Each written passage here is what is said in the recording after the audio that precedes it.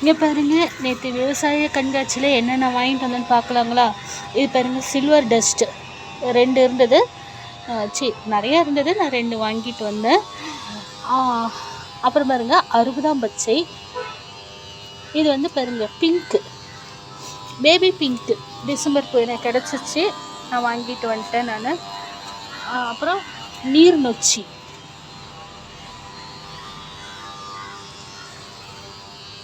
அப்புறம் water apple, star fruit. இது அடுத்தது பார்த்திங்கன்னா, இந்த ரெட் கலரில் டிசம்பர் ஆரஞ்சு இல்லாத ரெட் இல்லாத இப்போ ஒரு புது கலரில் வந்துருக்கு பாருங்க.